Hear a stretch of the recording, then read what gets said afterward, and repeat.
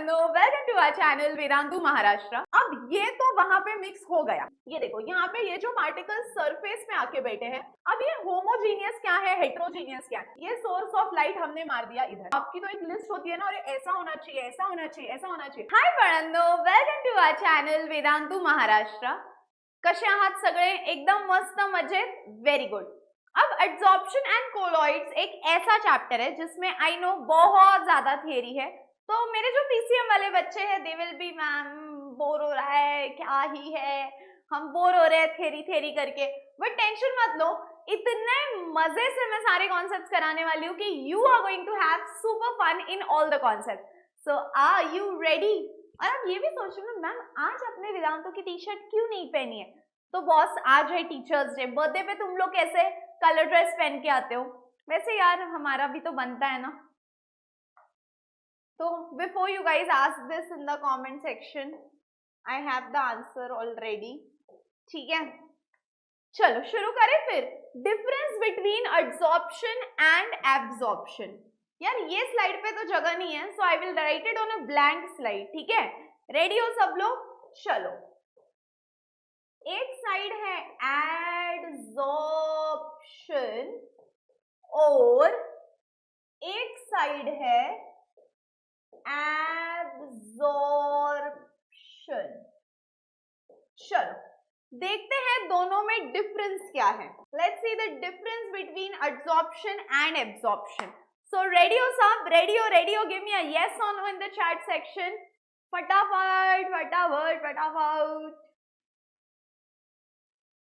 चलो चलो चलो चलो, एब्जॉर्प्शन एंड एब्जॉर्प्शन। अभी एब्जॉर्प्शन में हम लोग क्या बोलेंगे? तो सबसे पहला और सबसे important point is that it is a surface phenomenon. अब जब हम बोलेंगे एडजॉर्प्शन, तो एड का मतलब क्या है?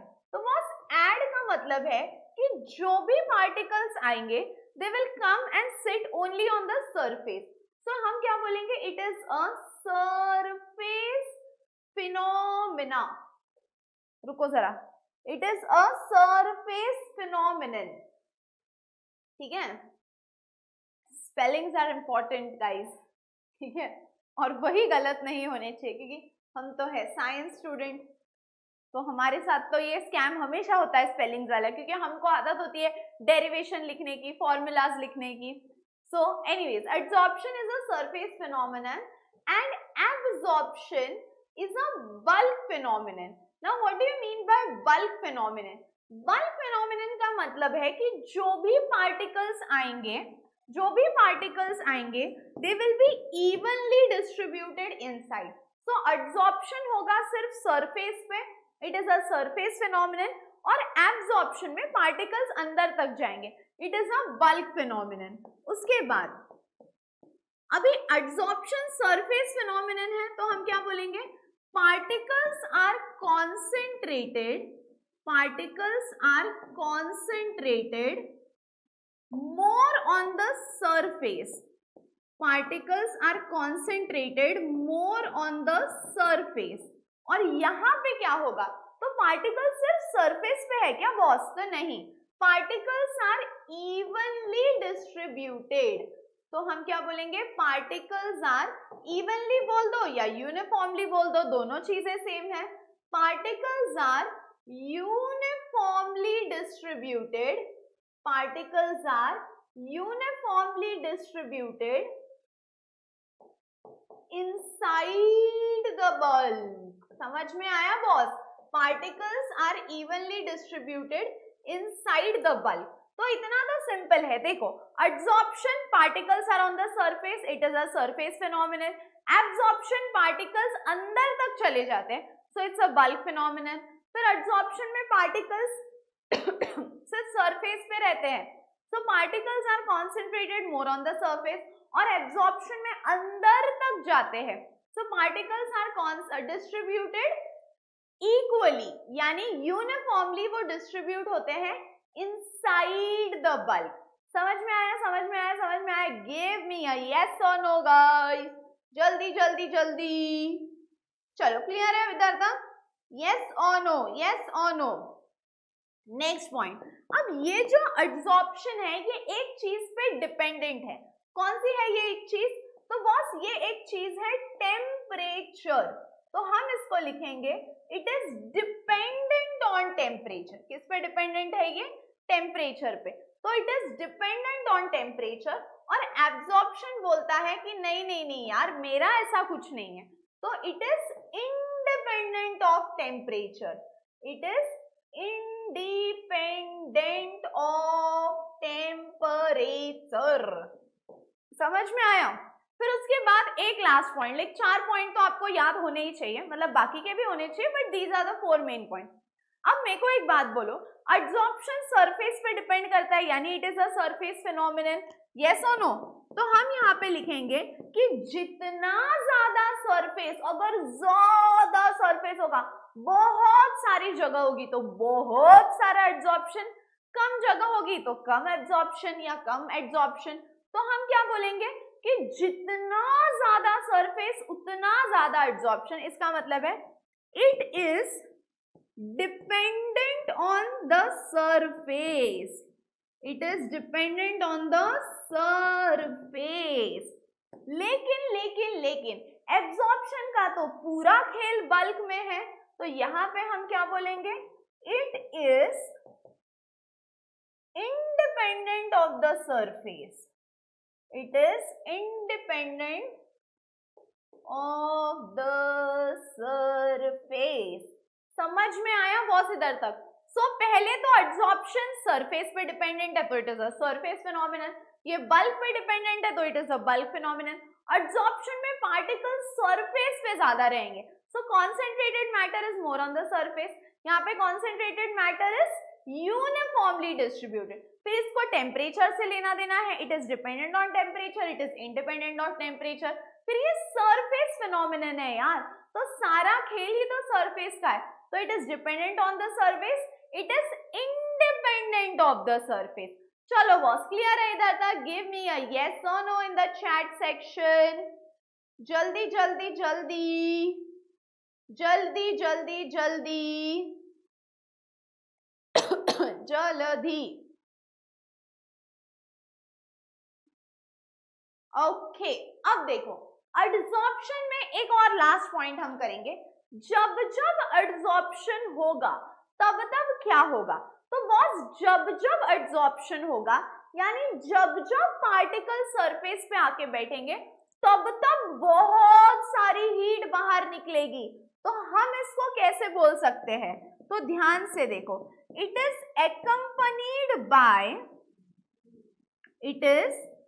accompanied by evolution of heat. It is accompanied by evolution of heat, यानी जब ये होगा बहुत सारी हीट बाहर निकलेगी, बट यहाँ पे वैसा कुछ नहीं होगा। तो हम इसको क्या बोलेंगे?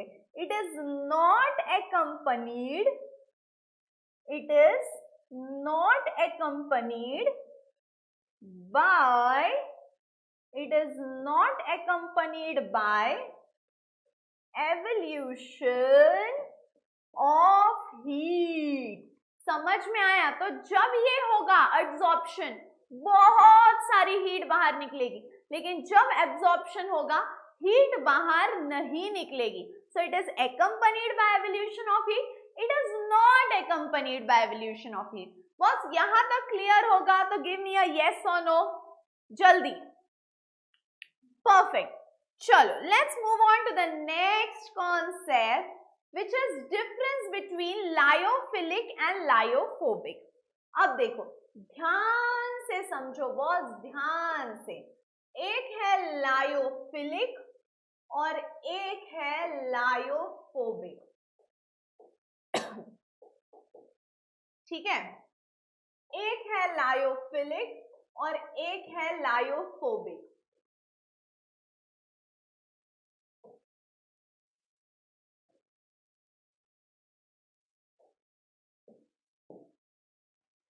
चलो अब लायोफिलिक का मतलब आप समझ लो। लायो का मतलब होता है लिक्विड और फिलिक का मतलब होता है loving. So what do you mean bye lyophilic? तो लायोफिलिक का मतलब है इट इज लिक्विड लविंग, उसको लिक्विड से बहुत सारा प्यार है। तो अभी प्यार है तो क्या होगा, हाँ वो उसमें इजीली मिक्स हो जाएगा। सो वैसे ही होता है लायोफिलिक यानी liquid loving, so it is easily soluble. लेकिन लायोफोबिक इसका मतलब उसको नफरत है उस लिक्विड से, तो वो इजीली मिक्स होगा क्या यार, नहीं होगा। So it is liquid hating, so it is not easily soluble. ठीक है, तो अब हम इसको देखो कैसे लिखेंगे, lyophilic it is liquid loving, it is liquid loving and is easily soluble, आसानी से मिक्स होता है। it is liquid loving and it is easily soluble। लेकिन लायोफोबिक का मतलब है लिक्विड हेटिंग, तो हम उसको क्या लिखेंगे, it requires special methods only, it requires special methods only. So what is lyophilic, it is liquid loving, और लिक्विड लविंग है तो इजीली मिक्स हो जाता है। लेकिन लायोफोबिक का मतलब क्या है, उसको तो वो लिक्विड पसंद ही नहीं है, so it is not easily soluble. Okay, अब उसके बाद अब मुझे एक बात बताओ अगर एक बच्चा है उसको ऐसे क्लास में डाल दिया जो क्लास में उसके बहुत सारे फ्रेंड्स हैं, तो वो बच्चे को आपने ऐसे क्लास में डाल दिया जहां उसके बहुत सारे फ्रेंड्स हैं, तो वो उनके साथ इतना अच्छे से मिक्स होगा, इतना अच्छे से मिक्स होगा कि आप डिटेक्ट ही नहीं कर पाओगे कि ओ भैया जी वो था नया स्टूडेंट। इसका मतलब क्या है कि वो इतना ज्यादा लिक्विड में घुल मिल जाता है क्योंकि वो लिक्विड लविंग है कि आप उस पार्टिकल को डिटेक्ट ही नहीं कर पाते। तो हम इसको कैसे लिखेंगे, पार्टिकल्स आर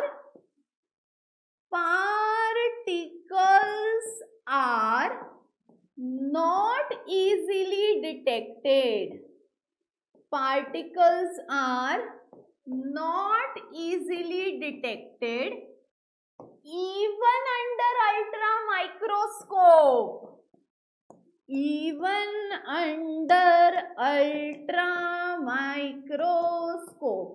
समझ में आया बॉस, क्योंकि वो दोनों एक दूसरे में इतने घुल मिल गए हैं कि उनको मिक्स करना डिफिकल्ट है। तो particles are not easily detected even under ultra microscope.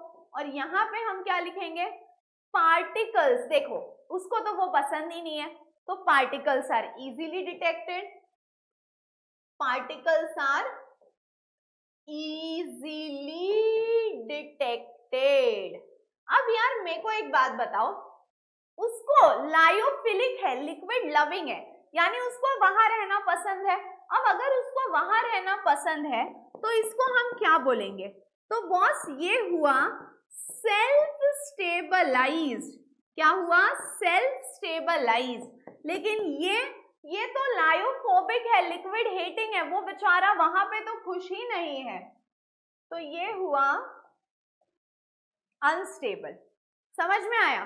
फिर आता है फोर्थ पॉइंट, ध्यान से सुनो फोर्थ पॉइंट, रेडी हो, देखो अब ये तो वहां पे मिक्स हो गया, ये तो वहां पे मिक्स हो गया, अब ये वहां पे मिक्स हो गया है, बट ठीक है, मतलब इसको मिक्स करने में ज्यादा मेहनत नहीं लगी, लेकिन इसको मिक्स करने में बहुत मेहनत लगी, तो हम इसको ना इजीली अलग नहीं कर सकते, तो इसको हम बोलेंगे इट इज इरिवर्सिबल, कि भाई इतनी मेहनत करके इसको इसमें डाला है, अब इसको बाहर निकालना मुश्किल है, सो इट इज इरिवर्सिबल। लेकिन बॉस ये हुआ रिवर्सिबल। समझ में आया क्या? Give me a yes or no guys in the chat section। चलो चलो चलो जल्दी आहो, किती वेळ किती वेळ चला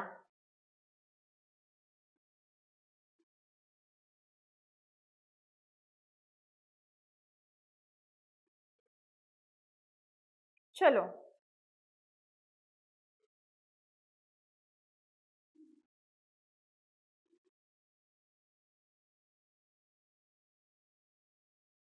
चलो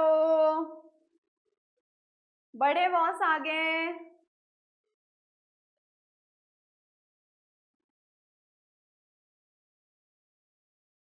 yes yes yes yes yes ma'am yes ma'am yes ma'am yes ma'am.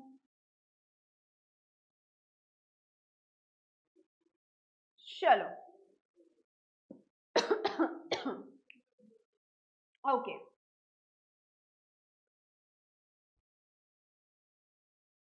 we'll do the important ones first. अब एक है sorption. Now what do you mean by sorption? तो बॉस मान लो मैंने ना आपको एक चौक दे दिया, ठीक है, ये चौक दिख नहीं रहा है लेकिन ये चौक है, ठीक है। अब ये चौक को ना इंक में डिप कर दो। अब जैसे ही आपने चौक को इंक में डिप कर दिया तो क्या होगा?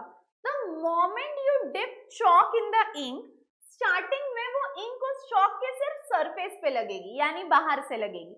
लेकिन आप जैसे ही 2 मिनट से उस चौक को ब्रेक करोगे आप देखोगे कि ओ भाई साहब इंक अंदर तक पहुंच गई है।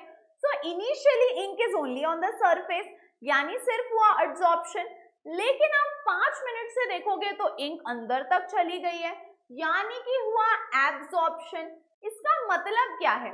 तो वो सॉर्प्शन का मतलब है कि पहले होता है एब्जॉर्प्शन और फिर साथ में होता है एब्जॉर्प्शन। तो जब दोनों चीजें पैरेलली हो, दोनों चीजें साथ में हो, उसको हम बोलेंगे सॉर्प्शन, कि पहले हुआ एब्जॉर्प्शन फिर हुआ एब्जॉर्प्शन। तो जब दोनों चीजें होगी कि पहले चौक के बाहर इंक लगी यानी एब्जॉर्प्शन, फिर चौक के अंदर भी इंक लग गई यानी absorption. So when both the things happen simultaneously, it is called as sorption. When adsorption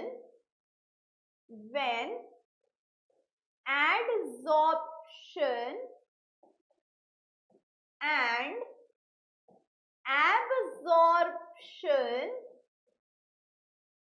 takes place simultaneously, दोनों चीजें हाथों में हाथ होगी। When adsorption and absorption takes place simultaneously, it is termed as sorption. समझ में आया क्या वो? So what is sorption? When adsorption and absorption simultaneously होता है उसको हम बोलेंगे sorption. उसके बाद 2 टर्म्स हैं, एक है adsorbate और एक है adsorbent। अब ये एडसॉर्बेंट क्या है और एडसॉर्बेंट क्या है? अब देखो सिंपल बात है, ये है सरफेस, या तो हम इसको ऐसे याद रखेंगे, ये देखो ये क्या है पता है तुमको? ये स्पून है, डजंट लुक लाइक बट या इट्स अ स्पून, ठीक है। तो ये स्पून है। रुको इसको ना मैं थोड़ा और डिजाइन करती हूँ।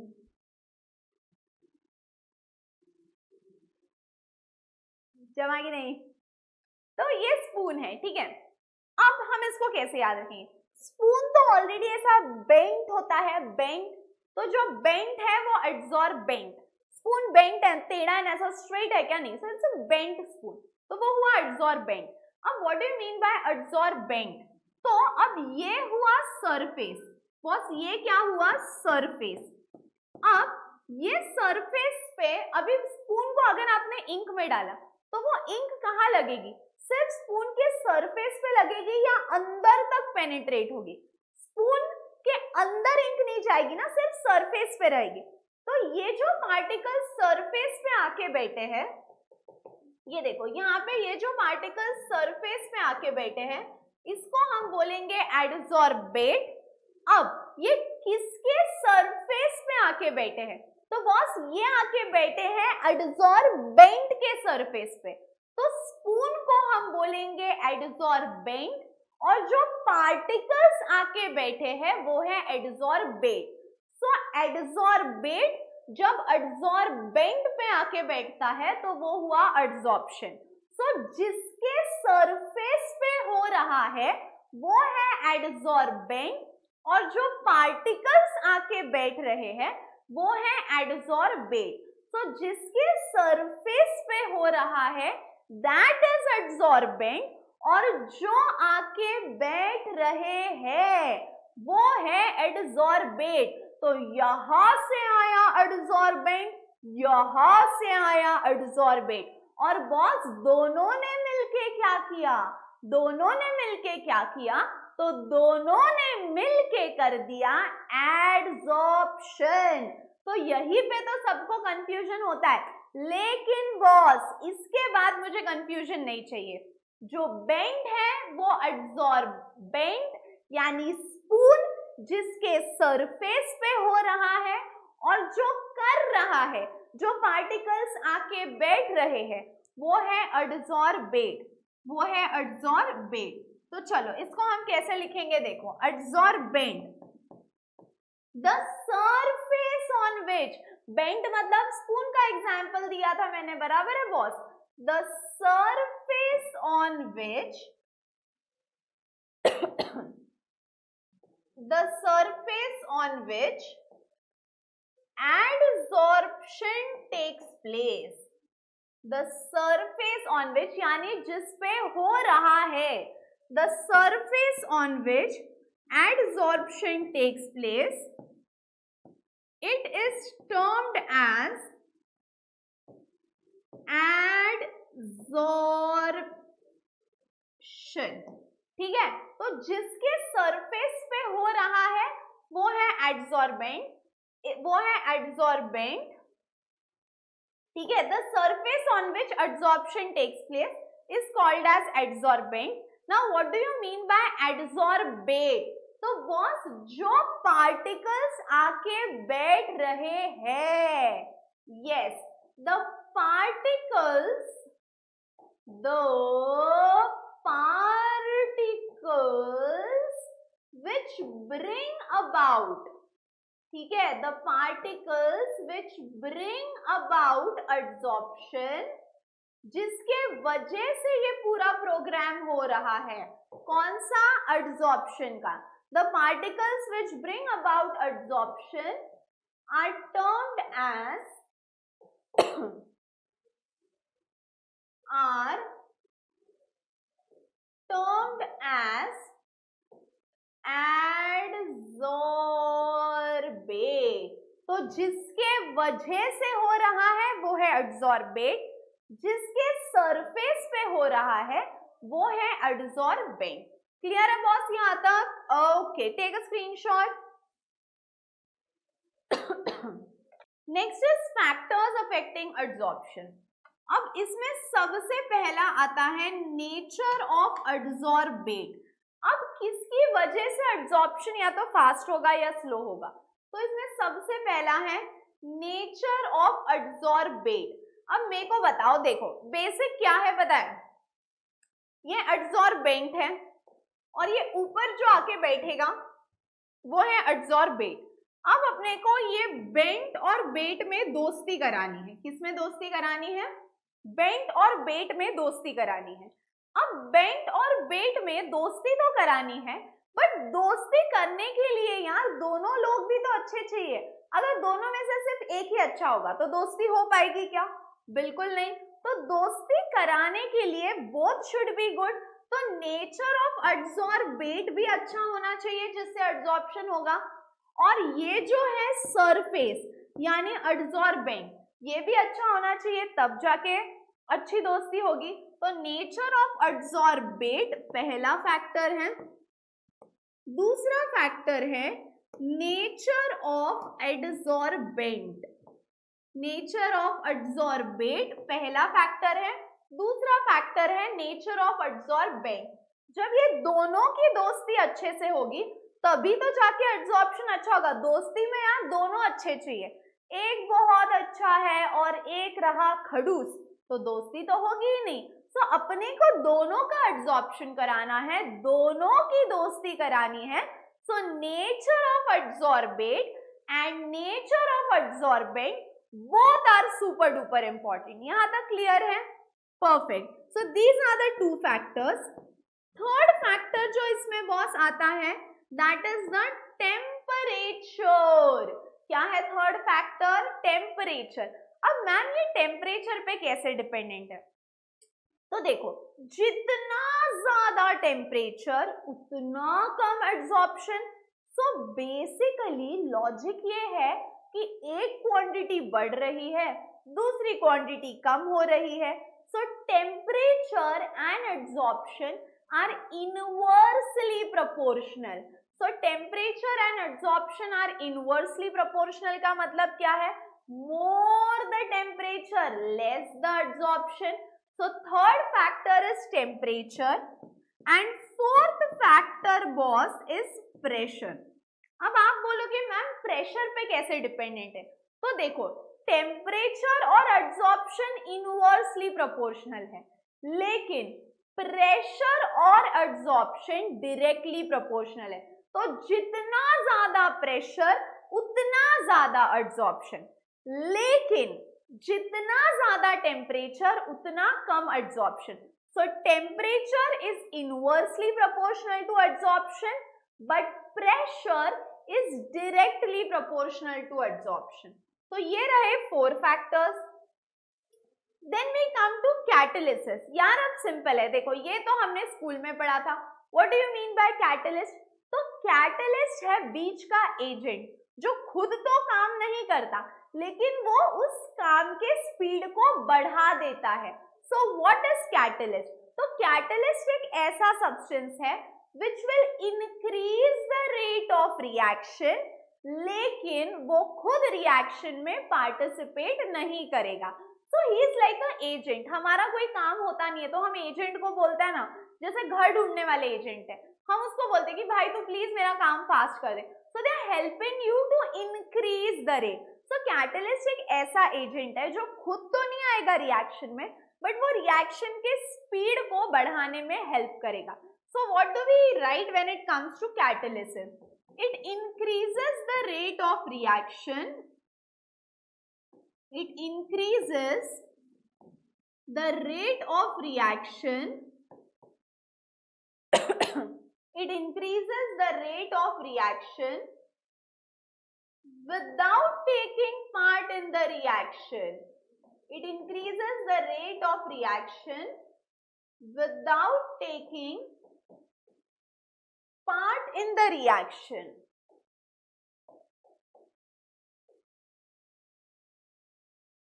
ठीक है, सो ये तो सिंपल है, जो रिएक्शन में पार्टिसिपेट करेगा लेकिन रिएक्शन में पार्ट नहीं लेगा। अब देखो, देयर आर टू टाइप्स। कौन से टू टाइप्स हैं? एक को हम बोलेंगे होमोजीनियस कैटलिस्ट और एक को हम बोलेंगे हेटेरोजीनियस कैटलिस्ट। अब ये होमोजीनियस क्या है, हेटेरोजीनियस क्या है? तो बॉस मैं तो एग्जांपल दूंगी, तुम कॉन्सेप्ट गेस करोगे। ठीक है, देखो एकदम छिंदी पिंदी कॉन्सेप्ट है। A प्लस बी मिलके देगा प्रोडक्ट और यहाँ पे है कैटलिस्ट। अब ये भी है गैसियस फेज में, ये भी है गैसियस फेज में और ये भी है गैसियस फेज में। लेकिन लेकिन लेकिन लेकिन अब बॉस यहाँ पे कुछ तो देखो, ये है गॅस में, ये है गॅस में, लेकिन बाळांनो हा आहे सॉलिड मध्ये। तो इसका मतलब क्या है? तो होमोजीनियस का मतलब है रिएक्टेंट और कैटलिस्ट सेम फेज में अगर रहे तो इट इज होमोजीनियस, लेकिन अगर रिएक्टेंट और कैटलिस्ट डिफरेंट फेज में रहे, यानी ये दोनों गैस में है तो ये भी गैस में है, लेकिन ये दोनों गैस में है बट ये सॉलिड में है, So if the reactant and the catalyst are in the same phase, it is homogeneous. If the reactant and catalyst are in different phase, it is heterogeneous. Clear है boss? Very good. फिर आता है inhibitor. अब देखो catalyst का opposite है inhibitor. Catalyst क्या करेगा? रिएक्शन को मोटिवेट करेगा. तू बढ़ आगे, मैं तेरे साथ हूं. तू बढ़ आगे, मैं तेरे साथ हूं. It will push the reaction. So catalyst will increase the rate of reaction कि तू बढ़ आगे, मैं हूं, मोटिवेट करेगा. लेकिन इनहिबिटर ऑपोजिट है. जैसे catalyst will push the reaction, inhibitor will slow down the reaction. So inhibitor is a substance which will slow down the reaction. Catalyst is a substance which will speed up the reaction. Inhibitor is a substance which will slow down the rate of reaction. So inhibitor, it is a substance which decreases the rate of reaction.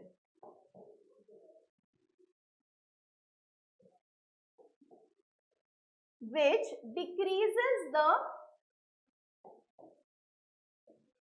rate of reaction. So what do you mean by inhibitor? कि ये reaction के rate को slow down करेगा. बोलेगा भैया भागो मत, रुक जाओ. So substance which will stop the reaction or it will inhibit the rate of reaction, उसको हम बोलेंगे inhibitor. उसके बाद आता है टिंडल इफेक्ट. टिंडर नहीं है बेटा, सारा ध्यान टिंडर पे है. ये टिंडल है, टिंडल. अब टिंडल इफेक्ट हम क्यों करते हैं देखो, तो सिंपल है. यहां पे एक कंटेनर दे दिया. यहां पे क्या दे दिया बॉस? एक कंटेनर. रुको, ये एक कंटेनर है, ये एक कंटेनर है. अब सिंपल बात है, एक कंटेनर में है ट्रू सोल्यूशन. मैम ये ट्रू सोल्यूशन होता क्या है? तो ट्रू सोल्यूशन यानी जो कोलॉइडल नहीं है, और यहाँ पे है colloidal solution. So true solution यानी जिसमें कोलॉइडल सोल्यूशन नहीं है, और कोलॉइडल सोल्यूशन यानी कोलॉइडल सोल्यूशन. अब ये तो मैंने आपको बोला है कि एक है ट्रू सोल्यूशन, एक है कोलॉइडल सोल्यूशन. तुमको पता है क्या कौन सा ट्रू है, कौन सा कोलॉइडल है? बिल्कुल नहीं. तो हम क्या करेंगे? तो बॉस हम करेंगे टिंडल इफेक्ट.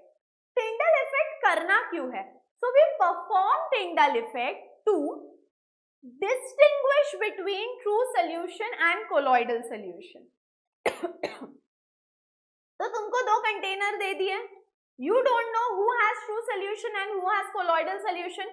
तो true solution और colloidal solution को separate करने के लिए, distinguish करने के लिए हम करते हैं Tyndall effect to distinguish between true solution and colloidal solution. अब आप बोलोगे कि मैम इसको डिस्टिंग्विश कैसे करना है? तो देखो बॉस, यहाँ पे मैंने एक चीज ले ली. अब आपको लग रहा है मैम स्पीकर क्यों ले लिया? बॉस ये स्पीकर नहीं है, ठीक है. इसको हम बोलेंगे सोर्स ऑफ लाइट. इसको हम बोलेंगे सोर्स ऑफ लाइट. अब देखो, ये सोर्स ऑफ लाइट हमने मार दिया इधर. ये सोर्स ऑफ लाइट हमने मार दिया इधर. अब अगर आपका सोल्यूशन ट्रू सोल्यूशन होगा, अगर आपका सोल्यूशन ट्रू सोल्यूशन होगा, तो आपको सिर्फ इतना पता चलेगा कि लाइट इतने एरिया में से गई है. ट्रू सोल्यूशन होगा तो यू विल नो कि अच्छा बाबा लाइट यहां से गई है. पण बाळांनो, जर तो कोलॉइडल सोल्यूशन असेल तो आपको अंदर की सारी चीजें क्लियर दिखेंगी. अब अंदर की सारी चीजें क्लियर दिखना मतलब क्या होता है? तो बेटा in this case you will see कितने पार्टिकल्स है ये भी दिखेगा, साइज ऑफ पार्टिकल्स क्या है ये भी दिखेगा. सो बेसिकली टिंडल इफेक्ट करना क्यों है? Why do we perform Tyndall effect? तो सबसे पहला point, it is used to distinguish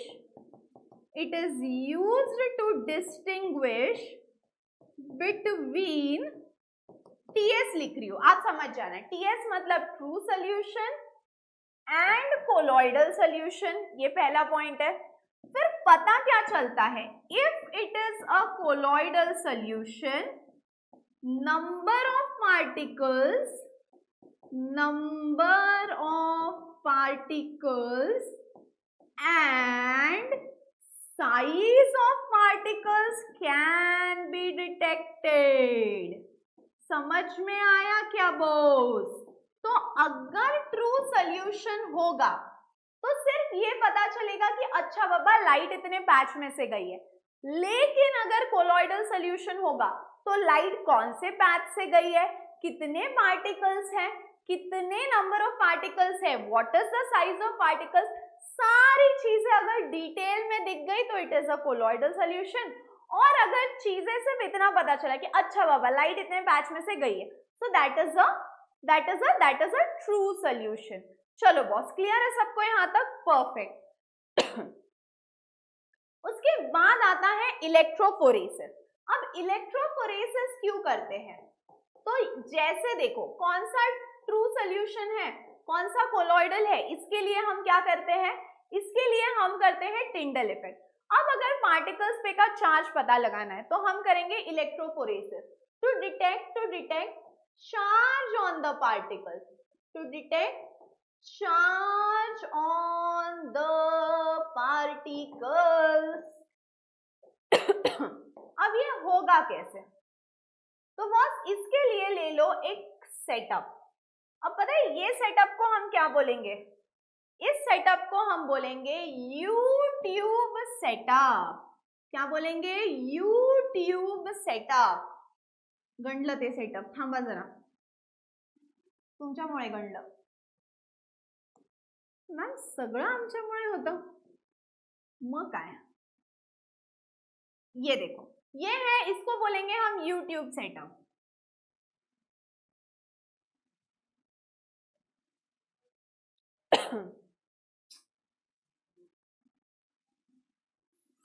line मारायची सवय नसली ना बाळांनो, हे असा त्रास होतो।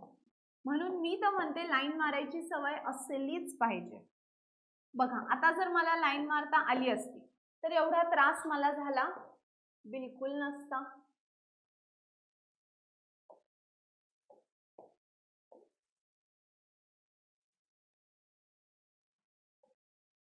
हो की नाही?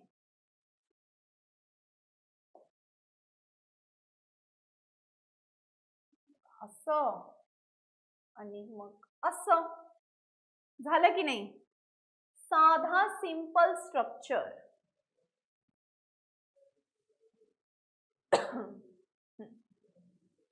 आता बघा, इसको हम बोलेंगे यू-ट्यूब सेटअप। अब देखो यहाँ पे मैंने एक चीज लगा दी जिसको हम बोलेंगे इलेक्ट्रोड। यहाँ पे मैंने एक चीज लगा दी जिसको हम बोलेंगे इलेक्ट्रोड, और यहाँ पे भी हमने एक चीज लगा दी जिसको हम बोलेंगे इलेक्ट्रोड। अब बॉस ये दोनों को एक चीज से कनेक्ट करो which is called as the battery, और यहाँ पे इसके अंदर भर दो कोलॉइडल सोल्यूशन। अब एक पे है पॉजिटिव चार्ज, एक पे है नेगेटिव चार्ज। अब क्या होगा, जैसे ही आपने इसको इलेक्ट्रिसिटी दे दी, one will act as a positive pole and one will act as a negative pole। जैसे ही इलेक्ट्रिसिटी दे दी, one will act as positive, one will act as negative। अब जो नेगेटिवली चार्ज पार्टिकल्स हैं वो पॉजिटिव वाले पोल पे आके बैठेंगे, और जो पॉजिटिव वाले पार्टिकल्स हैं वो नेगेटिव वाले पोल पे आके बैठेंगे। So what do you mean by electrophoresis? तो basically it is used to detect the charge on the particles. कैसे? एक यूट्यूब सेटअप ले लो, उसमें दो इलेक्ट्रोड्स रहेंगे, one is positive one is negative. जो नेगेटिवली चार्ज पार्टिकल्स है वो पॉजिटिव को जाके बैठेंगे, और जो पॉजिटिवली चार्ज है वो नेगेटिव को जाके बैठेंगे। So basically they are going to go to the vice versa electrode. समझ में आया? So Tyndall effect to detect which is colloidal and which is true, electrophoresis to detect the charge on the particles। Clear है सबको यहाँ तक? चलो, should we move on guys? चलो, next concept is physis option and chemis option। अब बस physis option and chemis option का again difference is super duper duper duper duper important। Okay, अब हम इसका डिफरेंस देखेंगे। बट पहले तो डिफरेंस समझ लो आप लोग, ठीक है, पहले तो अंडरस्टैंड द डिफरेंस। अब what do you mean bye physics option? तो बहुत सिंपल है, फिजिक्स ऑप्शन का मतलब है कि यहाँ पे ना फिजिकल एड्सॉर्प्शन हो रहा है। सो एड्सॉर्बेट और एड्सॉर्बेंट में खास कोई रिश्ता नहीं है, बट वो दोनों क्या कर रहे हैं, they do not have a very special relation की ओ तेरा मेरे साथ बॉन्ड बन गया, नहीं, उनके बीच में सिर्फ अट्रैक्शन है। तो इसको हम क्या बोलेंगे, weak van der Waals forces are present, ठीक है, ऐसा कोई खास रिश्ता नहीं है इनमें। Weak van der Waals forces are present, weak van der Waals forces are present. लेकिन केमिस्ट ऑप्शन मतलब ऐसे उनकी शादी हो गई है कि they have strong chemical bonds, तो यहाँ पे हम क्या बोलेंगे, chemical bonds are present, chemical bonds are present. तो फिजिक्स ऑप्शन मतलब कि ठीक है अट्रैक्शन है, वीक वैंडर वॉल फोर्सेस, फिर यहाँ पे केमिस्ट ऑप्शन में chemical bonds like covalent bond are present. उसके बाद अट्रैक्शन है, कभी भी कहीं भी किसी से भी हो सकता है, तो इसको हम क्या बोलेंगे, it is not specific in nature, not specific in nature. लेकिन केमिस्ट ऑप्शन यानी जब आपको कोई पसंद आता है तो आपकी तो एक लिस्ट होती है ना, अरे ऐसा होना चाहिए, ऐसा होना चाहिए, ऐसा होना चाहिए, मतलब क्या है, it is highly specific in nature, highly specific in nature. फिर उसके बाद फिजिक्स ऑप्शन किसी से भी बार बार हो सकता है, तो हम इसको क्या बोलेंगे, इट इज रिवर्सिबल। लेकिन केमिस्ट ऑप्शन यार एक बार बॉन्ड बन गया तो तेरे जैसा कोई मिलना मुश्किल है, ऐसे अपन बोलते हैं ना, तो इसको हम क्या बोलेंगे, इट इज इरिवर्सिबल। फिर मैंने एक और अभी वही चीज बोली कि फिजिक्स ऑप्शन बार बार हो सकता है। सो बॉस ये कैसा है, तो इट इज मल्टीलेड। लेकिन एक बार केमिकल बॉन्ड बन गया तो बन गया, तो बॉस ये कैसा है, तो इट इज मोनोलेड। आई बात समझ में? एटलीस्ट ये 4 पॉइंट्स हमको बहुत अच्छे से करने हैं। And this was about physics option and chemist option and adsorption and colloids. Next कौन से चैप्टर के आईएमपी चाहिए, let me know in the comment section. And before I go, अगर आपने अभी तक एमपीसैट के लिए रजिस्टर नहीं किया तो वेट किस चीज का कर रहे हो यार, बिल्कुल फ्री है। हे होणार आहे 27-28 सप्टेंबर 4th आणि 5th ऑक्टोबरला, आणि आमच्या पुण्याच्या 4 ऑफलाईन सेंटर्स मध्ये which is PCMC, Swargate, Sinhagad road and Aundh, आणि माझ्या गावाला विच इज बुलढाणा आणि अमरावती। तर अजून रजिस्टर नाही केले तर करा, कारण भरपूर अमेजिंग प्राइजेस आहे। And that's all for today, see you all tomorrow. तब तक हंसते रहो, खेलते रहो, खुश रहो, be positive, keep smiling, bye bye.